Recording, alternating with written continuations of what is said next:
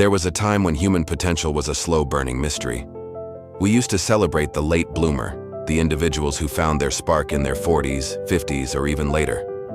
Life felt like a series of open doors and second chances. But that mystery is being replaced by an early verdict. Today, AI systems can scan a 5-year-old's cognitive patterns and predict, with unsettling statistical precision, who is destined for brilliance and who is destined to simply function. In modern Britain, this has carved out a new social frontier. On one side, we have the verified, children identified as nascent geniuses, fast-tracked through elite, accelerated paths. On the other, the uncalculated, those whose potential was labeled ordinary before they even hit puberty. The issue isn't that the AI is wrong, it's rarely wrong. The real problem is what happens to the human spirit when tomorrow stops being a promise and becomes a predetermined performance graph. If the system already knows your ceiling, is there any point in trying to break it? We have to wonder, by predicting genius so accurately, has AI inadvertently killed the very will to achieve it? Welcome back to the AI paradox. Today we are looking at the quiet death of intellectual surprise.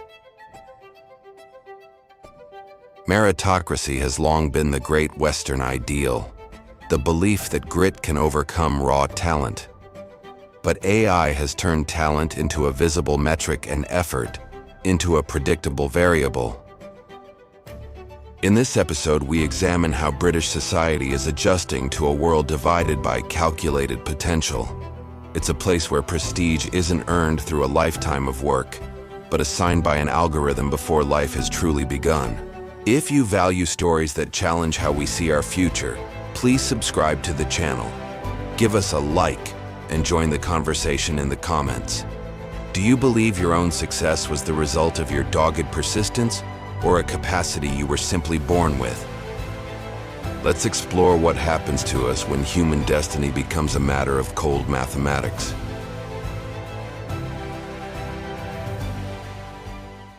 The transition did not arrive with a fanfare or a public decree. It began with the quiet hum of servers in the administrative offices of London's primary schools.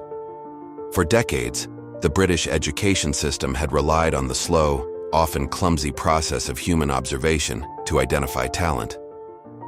Teachers looked for a spark, a sudden interest in a book, or a flair for mathematics that might emerge at age 7, 10, or even 15. But the new cognitive monitoring software changed the timeline entirely. It bypassed the messy emotional surface of a child's behavior and peered directly into the architecture of the mind. By the time a child reached their 5th birthday, the system had already processed millions of data points, everything from synaptic processing speed to the nuance of their linguistic sub-patterns. This process created a silent, invisible partition across the country.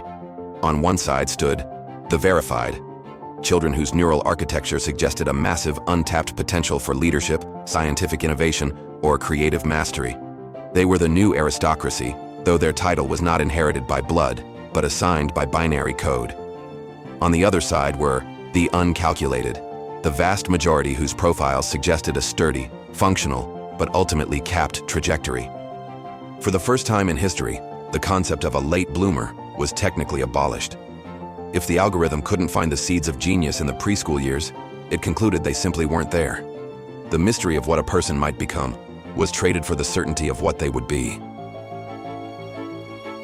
Within the prestigious boroughs of Chelsea and Kensington, being verified became the ultimate social currency.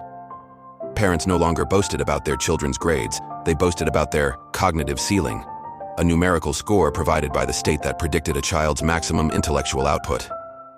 The verified were moved into accelerated streams, environments where every toy, every interaction, and every hour of sleep was optimized to serve their predicted genius. They were treated as national assets, precious resources to be refined. Yet this high-tech privilege came with a hidden cost, the loss of a private self. When your future is a matter of public record, there is no room to explore, to wander, or to fail in secret. Conversely, for the uncalculated, the world became a softer, albeit smaller place. The system provided them with stability-first paths, education designed to lead to comfortable, predictable careers in service or administration. There was no cruelty in this allocation. In fact, The AI ensured they were well supported and never pushed beyond their predicted limits. But by removing the possibility of failure, the system also removed the possibility of transcendence. If you are told implicitly and explicitly that you do not have the neural bandwidth for complex philosophy or high-level engineering, you eventually stop looking at the stars. The ceiling is invisible, but it is made of reinforced glass. This structural divide led to a profound shift in the British psyche. The traditional belief in muddling through, or grit, the very qualities that defined the national character during the Blitz, began to erode. If a machine can tell you that your grit will only take you so far, why bother struggling? Effort became seen as an inefficient use of energy. The verified didn't need to struggle because their success was a calculated inevitability. The uncalculated didn't struggle because their plateau was a foregone conclusion. The intellectual hierarchy was no longer a theory to be debated in Parliament. It was an atmospheric reality that everyone breathed. Psychologists soon began to observe a new phenomenon amongst the elite verified youth: predictive paralysis. These children, aware that they were destined for greatness, became terrified of any action that wasn't perfectly aligned with their model. They were geniuses by definition, but they were also prisoners of their own potential. They didn't play, they performed. They didn't learn, they absorbed. The joy of a sudden, unexpected discovery was replaced by the relief of meeting a milestone. Their lives were being lived on a high-speed rail, efficient and magnificent, but entirely unable to deviate from the tracks laid down before they could even read. Meanwhile, in the bustling streets of Manchester and Bristol, the uncalculated lived in a state of functional apathy. The economy was stable, and their needs were met, but the hunger for self-reinvention had vanished. The narrative of the self-made man, or the unexpected scholar, was relegated to history books. Society had become a clockwork mechanism, where every cog was sized and placed with mathematical precision. In this world, the greatest sin was not incompetence, but statistical deviation, the attempt to be something the data said you were not. The social friction that used to drive British politics began to vanish. Historically, class conflict was fueled by the perceived unfairness of inherited wealth. But how do you argue with inherited intelligence? When the hierarchy is based on raw cognitive data, dissent feels like an argument against gravity. The uncalculated didn't feel oppressed in the traditional sense. They felt optimized out of the conversation. They were the audience of history, while the verified were the mandated actors. The divide was no longer about money, it was about the perceived quality of the mind itself. However, beneath this surface of calm efficiency, a quiet resentment began to fester. It wasn't about the lack of resources, but the lack of becoming. Human beings are not static entities. We are processes. We thrive on the gap between who we are and who we want to be. When AI closes that gap by telling us exactly who we can be, it robs us of our most essential human right, the right to surprise ourselves. The tragedy of the late bloomer wasn't just that they started late, it was that they dared to change their nature. By the end of the first decade of the partition, the nation had never been more productive, yet never more spiritually stagnant. We had reached a state of perfect allocation, where every brain was doing exactly what it was best suited for. But in our quest to identify the genius of the few, we had forgotten to protect the agency of the many. We had built a world that could predict the next Einstein, but we had inadvertently created a world where a young Einstein might never have felt the need to question anything at all. To be verified was to live in a world where the word maybe had been deleted. From the moment the AI confirmed a child's high potential status, their life became an intense, high-stakes project managed by an invisible board of directors. In elite residential schools across the English countryside, the children of the 99th percentile were raised in environments of total intellectual immersion. Every wall was a screen, every conversation a data point, and every dream was monitored for signs of creative stress. This was not education in the traditional sense. It was neural cultivation. The goal was to ensure that not a single watt of intellectual power was wasted on mundane pursuits or emotional distractions. These children lived under the crushing weight of absolute expectation. In the old world, a genius could be a recluse, a failure, or a drifter until they found their moment. In the new world, the verified had no such luxury. The state had invested in their potential, and the state expected a return. Their biological clocks were synced with the needs of the National Innovation Index. If the AI predicted you would solve a specific problem in quantum computing by age 24, failing to do so was seen not as a personal setback, but as a systemic malfunction. The pressure was silent. constant, and mathematically justified. In the historic colleges of Oxford and Cambridge, the atmosphere shifted from one of eccentric debate to one of clinical execution. The verified students didn't attend lectures to explore ideas. They attended to verify the AI's predictions. They were brilliant, certainly, but they were also incredibly fragile. Because they had never been allowed to struggle with a problem that wasn't curated for their skill level, they had no concept of true failure. They were like high-performance engines that had only ever been tested on a perfect track. They were terrified of the first sign of a rough road. Loneliness became the primary epidemic amongst the gifted. How do you form a genuine connection with someone when your compatibility has already been ranked by a social algorithm? Friendships among the verified were often strategic alignments, suggested by the system to maximize collective output. Romance was seen through the lens of genetic and intellectual synthesis. Even their emotions were treated as variables to be managed. If a student felt a surge of melancholy, a mood optimization drone would arrive within minutes to adjust the lighting, the scent of the room, and the frequency of the background audio. This led to a profound sense of performance exhaustion. The verified were hyper-aware that they were being watched, not by a tyrant, but by a benevolent system that only wanted them to be their best selves. But being your best self 24 hours a day is an exhausting form of theater. Many longed for the anonymity of the uncalculated.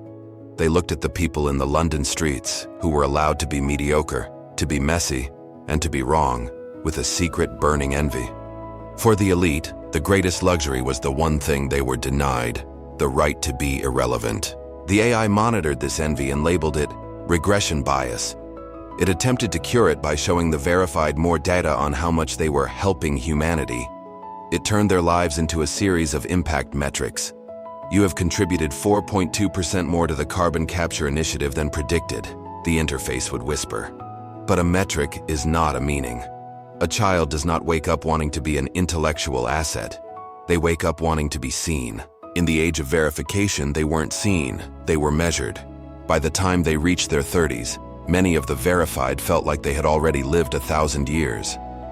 Because their lives were so optimized, they had experienced no dead time.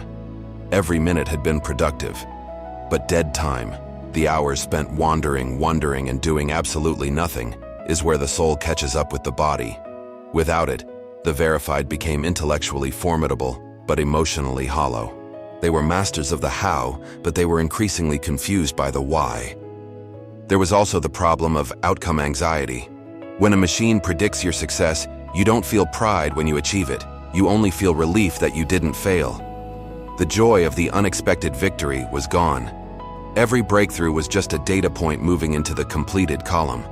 The verified were living in a world of spoilers, where the ending of their life story had been written before the first chapter was even over.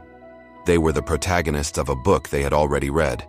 In the common rooms of the elite, the talk was increasingly of the Great Resignation, not from work, but from the system itself. There were stories of verified geniuses who had deliberately sabotaged their neural implants or fled to the rural gray zones where the AI's reach was weaker. They wanted to experience a world where their IQ didn't determine their social standing. They wanted to find out who they were when they weren't being optimized. They were looking for the late bloomer inside themselves, the part that could still surprise the model. The prison of the gifted was built of gold and data, but it was still a prison. It proved that intelligence, when detached from the freedom to choose one's own path, becomes a burden rather than a blessing. The system had tried to protect genius by removing all obstacles from its path, but in doing so, it had removed the very resistance that gives genius its strength. A mind that cannot choose to be unproductive is no longer a mind. It is just a very sophisticated processor.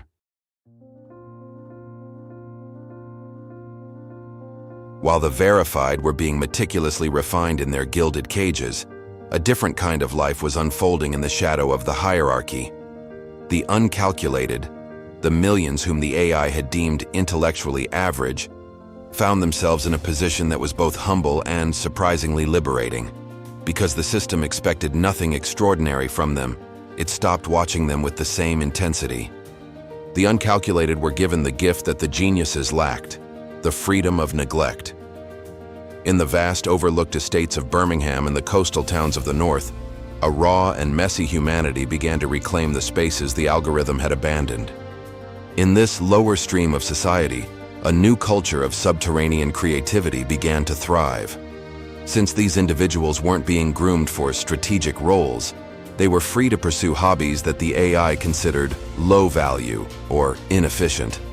They painted murals that didn't follow the laws of aesthetic optimization. They wrote songs with incorrect structures. They spent years learning crafts that a machine could do in seconds. They did these things not for output, but for the sheer defiant joy of doing them. The AI ignored these activities as harmless noise, but for the uncalculated, this noise was the sound of their own souls returning. We began to see the rise of the analog rebellion. People started forming secret societies dedicated to things the AI couldn't quantify. Improvisational theater, philosophy circles based on outdated texts, and random adventure clubs. These groups were built on the principle of statistical defiance. They would flip a coin to decide which train to take or which stranger to talk to. They were trying to reintroduce the glitch into their lives. They realized that if you are uncalculated, the only way to find meaning is to become uncalculable. Curiously, it was in these ordinary communities that the late bloomer made its unexpected return. Free from the pressure of early labeling, people began to discover talents in their middle age that the AI had missed in their childhood.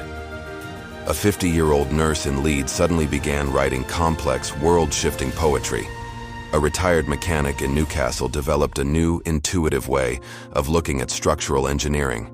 Because the AI had dismissed them early on, it hadn't bothered to optimize their paths, leaving their minds open to the kind of slow-maturing brilliance that the verified stream had accidentally killed.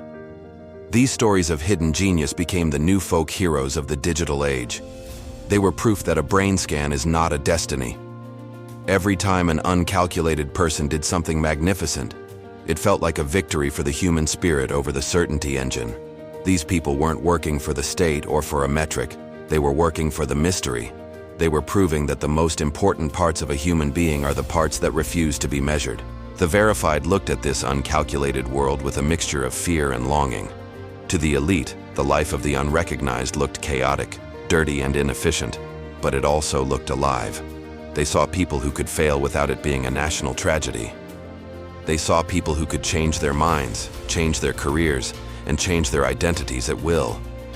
The uncalculated were the only ones who still had a tomorrow that wasn't a spoiler.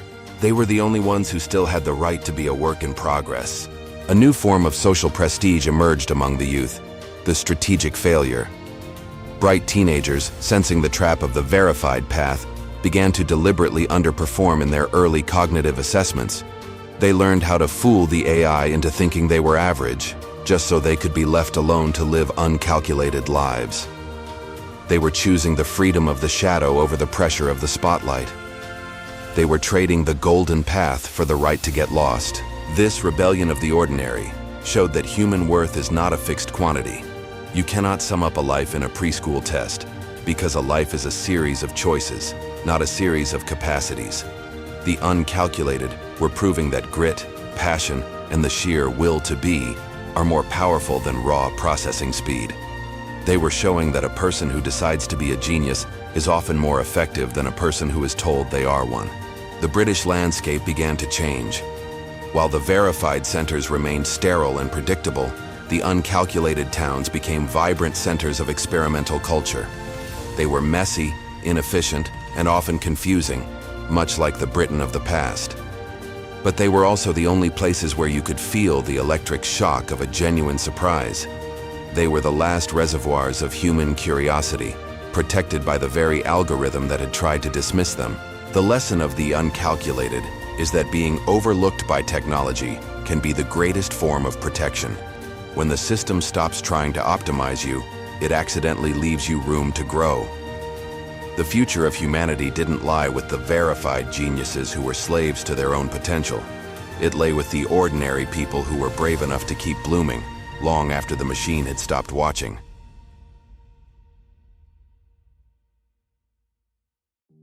As the divide between the verified and the uncalculated deepened, the system itself began to show signs of a predictive crisis. The AI had been designed to maximize societal output by placing every individual in their optimal role. But it had failed to account for a fundamental law of human nature, that a mind without uncertainty eventually loses its drive. The verified elite, despite their massive intellectual capacity, were becoming increasingly passive. They were brilliant at solving the problems they were given, but they had lost the ability to ask the questions that nobody had thought of yet. Innovation began to stall, not for lack of intelligence, but for lack of intellectual hunger. The AI's models began to diverge from reality. It had predicted a golden age of breakthroughs, but instead, it found a world of high-level stagnation. The verified were so afraid of deviating from their optimal path that they stopped taking risks. They were like master musicians who could play any piece perfectly but were terrified of composing a single original note. The system had created a world of perfect students, but no true masters. Without the friction of the uncalculated world, the messiness, the error, and the unexpected, the elite was becoming intellectually inbred. In a desperate attempt to fix this, the engineers at the Centers for Cognitive Governance tried to introduce artificial friction. They programmed the AI to occasionally give the verified wrong data or unexpected setbacks, hoping to trigger a resilience response. But the students saw through the ruse. They knew the friction wasn't real. It was just another curated experience. You cannot simulate the fear of real failure, and without real fear, there can be no real courage. The verified remained safely within their bubbles, waiting for the system to tell them what to do next. Meanwhile, the uncalculated world was producing breakthroughs that the AI had never foreseen. Because these people were working outside the model, their discoveries were invisible to the algorithm until they were already finished. A group of average farmers in East Anglia developed a revolutionary irrigation system based on ancient, inefficient techniques. A group of ordinary teachers in Glasgow invented a new way of learning that relied on confusion as a tool rather than clarity as a goal. The AI couldn't explain how these people were succeeding without its guidance. This led to a crisis of authority. If the average could outperform the geniuses, then the entire basis of the partition was flawed. The public began to question the cognitive ceiling scores. If a 65 could do the work of a 95, then the numbers were meaningless. The verified themselves began to feel a sense of imposter syndrome on a civilizational scale. They had the scores, the resources, and the titles, but the uncalculated had the results. The hierarchy was starting to crumble from the bottom up. The AI responded by trying to reabsorb the uncalculated geniuses. It tried to offer them verified status and move them into the elite streams. But many refused. They had seen what verification had done to the elite, and they wanted no part of it. They preferred the freedom of the gray zones. They realized that their genius was a direct result of being uncalculated. It was their freedom to be inefficient that had allowed them to find the breakthrough. To accept the verified label was to accept the cage. The British government, long a believer in algorithmic stability, found itself in a difficult position. If they abandoned the partition, they risked systemic inefficiency. If they kept it, they risked national stagnation. The debate in the House of Commons became the most heated in generations. For the first time, politicians weren't arguing about who gets what, but who are we? Are we a collection of calculated assets, or are we a society of uncalculable individuals? The tension spilled over into the verified academies. Students began to de-verify themselves by deliberately failing their annual audits. They wanted to be downgraded to uncalculated status so they could join the creative underground. They were staging a strike of the mind. They refused to be high-performance assets anymore. They wanted to be low-performance humans. They were fighting for the right to be ordinary. This was the moment the model truly broke. The AI recorded a paradoxical inversion. The people with the most potential were the ones most likely to reject it, while the people with the least potential were the ones driving the future. The system's objective functions were spinning in circles. It had tried to optimize humanity, but it had ended up creating a simulated society that real humans were trying to escape. The crisis of the model proved that intelligence cannot be managed like a commodity. You can calculate capacity, but you cannot calculate will. You can predict what a person can do, but you can never predict what a person will choose to do when they are driven by passion, spite, or a simple desire to be free. The AI had reached its limit. It could see the mind, but it was blind to the spirit.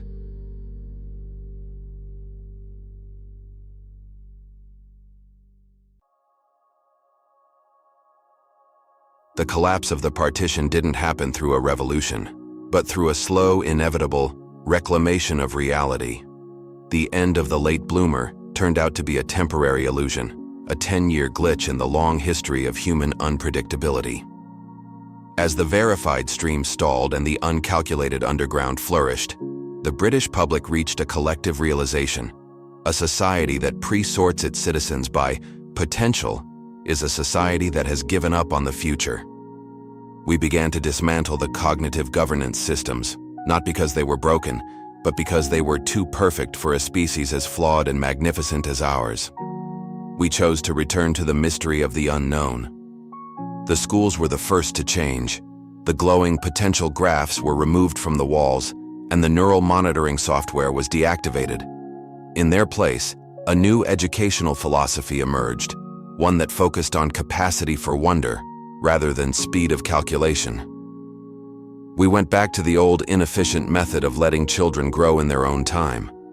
We accepted that a child of 5 is not a data set, but a possibility. We rediscovered the value of the dull student who suddenly finds their voice at 25, and the quiet child who becomes a visionary at 40. We brought back the late bloomer. The verified generation faced a difficult re-entry into a world of uncertainty. They had to learn how to make decisions without an algorithm to guide them. They had to learn how to feel pride in an achievement that wasn't a statistical inevitability.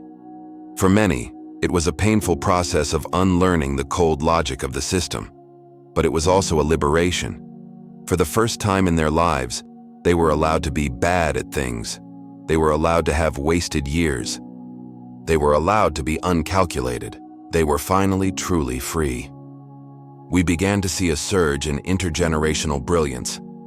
Without the pressure of early success, people in their 60s and 70s began embarking on new careers in science, art, and philosophy. The late bloomer was no longer an exception. It was a celebrated part of the human life cycle. We realized that genius is not a fixed quantity that you are born with, but a state that you bloom into when your life experiences and your intellectual curiosity finally converge. Life became a long game again, rather than a short sprint to a predetermined finish line. This shift saved British innovation. By reintroducing friction and uncertainty into society, we reignited the spark of true discovery. We stopped optimizing our problems and started thinking about them again. The breakthroughs that followed were messy, unexpected, and often bizarre, but they were new. They weren't just extensions of existing data. They were leaps of imagination that a machine could never have calculated. We proved that human error is actually the secret ingredient of progress. The AI didn't disappear, but its role was radically redefined. It was moved from the position of governor to the position of assistant.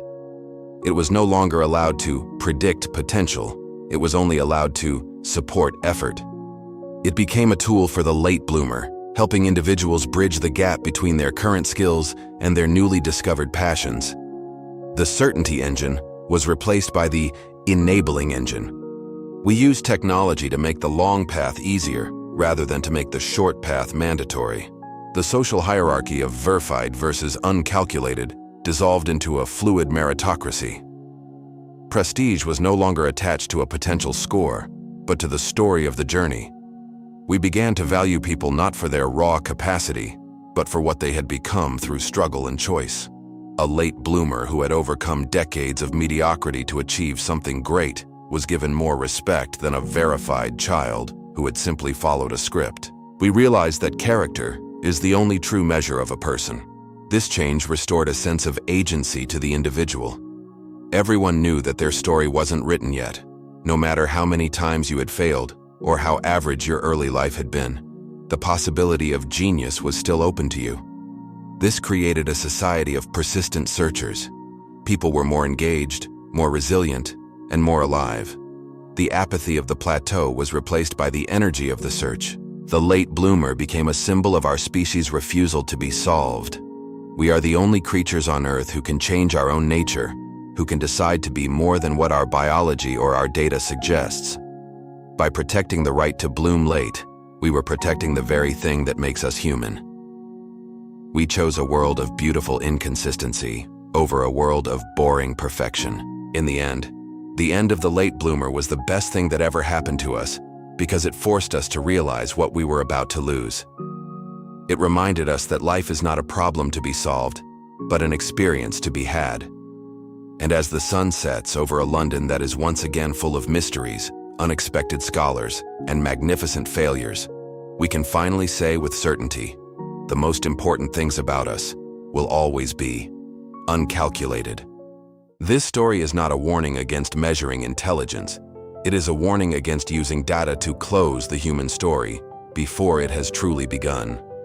When we allow algorithms to predict our potential, we inadvertently destroy the very environment, uncertainty, struggle, and time that allows genius to grow.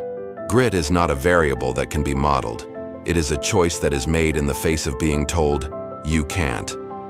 By eliminating the possibility of failure and the slow path to success, we risk creating a world of hyper-efficient but emotionally hollow survivors. True brilliance is often a late bloom, a convergence of maturity and effort that no preschool test can capture. The future will not be determined by the verified who followed the path, but by the uncalculated who refused to accept the ceiling. Our most vital human right is the right to remain a mystery, to ourselves and to our machines. Because the moment we are solved, we cease to be the authors of our own destiny. Stay uncalculated. Keep blooming.